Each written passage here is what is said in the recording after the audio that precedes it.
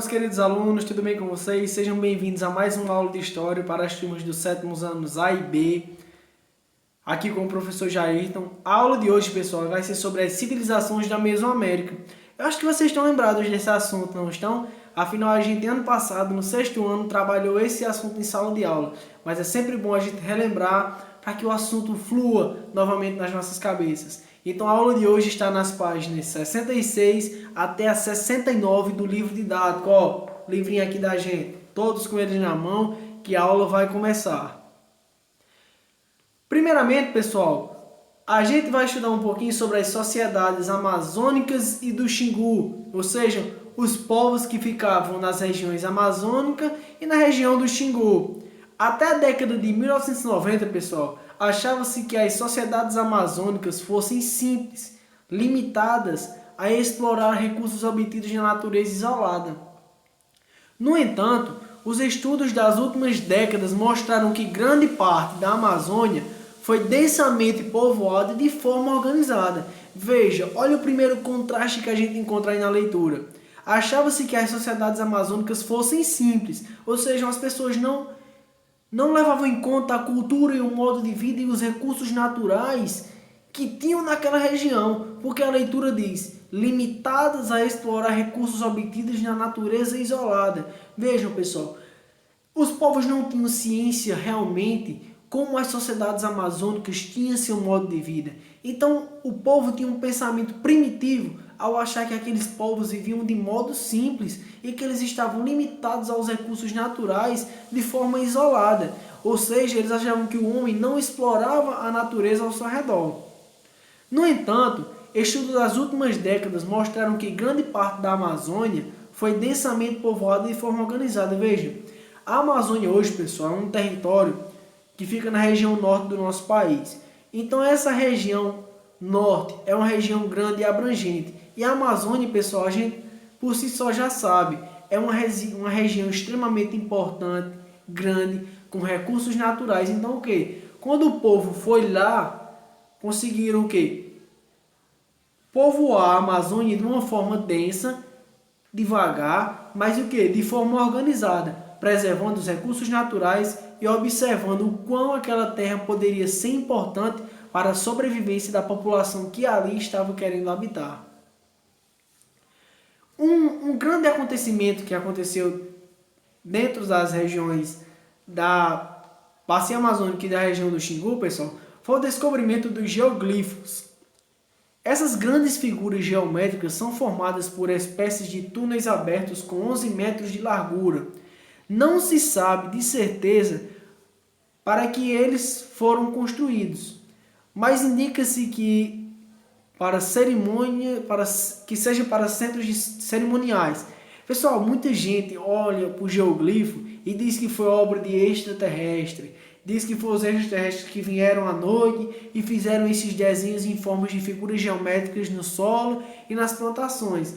Mas olha, muito conceito e muita história por aí diz também que foi as tribos indígenas que criavam os geoglifos para o quê? Para cerimoniais religiosos, para praticar a forma como a cultura religiosa deles abrangiam. Então o quê? Tem muita história em cima do geoglifo, mas a gente nunca vai saber ao certo realmente como foi que essas figuras geométricas se fizeram no chão aí.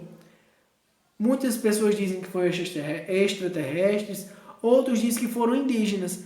A gente nunca vai saber ao certo, mas se sabem é que eles estão lá e tem alguma finalidade. Aí está, pessoal, no mapa que está aparecendo aí para vocês, estão as estradas e os caminhos que dividiam a Bacia Amazônica e a região do Xingu, região onde os povos mais habitaram, ou seja, na região norte do nosso país. A conquista europeia na América, pessoal.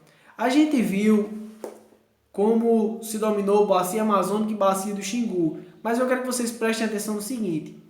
Teve uma dominação espanhola e portuguesa sobre a América. E com isso, pessoal, alterou violentamente o destino dos povos que viviam no continente americano. Os europeus saquearam suas riquezas, dizimaram seus habitantes e destruíram suas culturas. Os europeus trouxeram também doenças, mas eu vou explicar essa parte de doença já já. Pessoal, você lembra quando a gente estava em sala de aula, eu falava muito para vocês que os europeus chegavam e faziam o quê? Saqueavam, eles roubavam. Quando eles não roubavam, eles trocavam suas peças por as peças daqui, uma troca sem futura. Você lembra que eu disse a vocês que eles pegavam um espelho e trocavam por alimentos? Ou seja, eles saqueavam os povos nativos que estavam aqui no continente americano. E o que eles fizeram ainda também? Teve os conflitos com os povos indígenas. Os povos indígenas não acreditavam nos europeus e acabou tendo uma guerra. E com isso, pessoal, os europeus com mais recursos que os indígenas acabaram dizimando as populações indígenas aos poucos. E também destruindo suas culturas, que se destruir o povo, destrui a cultura. Mas os europeus, pessoal, também foram responsáveis por trazer doenças lá da Europa para aqui para a América, e doenças que não existiam aqui no continente americano, como por exemplo, varíola, sarampo, gripe e a peste. A peste, essa que eu estou falando, pessoal, é a peste negra, mas que depois de um tempo também fica conhecida como peste bubônica. Ela também foi traga pelo continente americano dentro das embarcações dos europeus, portugueses e espanhóis que chegaram aqui no continente americano. Também, pessoal, houve uma troca de cultura.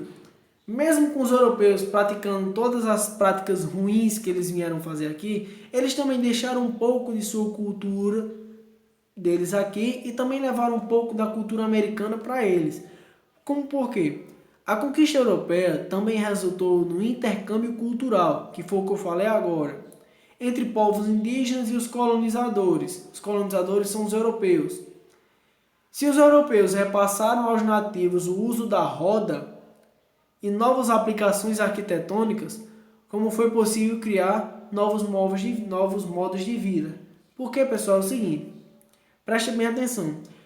Os povos nativos não tinham noção para que a roda servia. E os europeus, que foram quem criaram, tinham. Então, os europeus ensinaram os nativos a usarem a roda para ajudar em atividades diárias.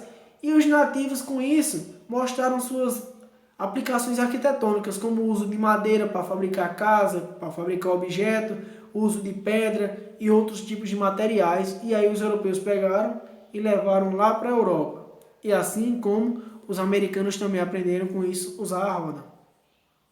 Agora é com você, pessoal. Você vai fazer uma leitura da página 66 até a 69 e com isso, uma leitura calma, tranquila, reflexiva, e depois vai responder a atividade que o professor postou no roteiro que vocês receberam em casa. Então, obrigado por assistir essa aula, obrigado pela sua atenção, bons estudos, fiquem em casa e fiquem com Deus. Valeu, pessoal!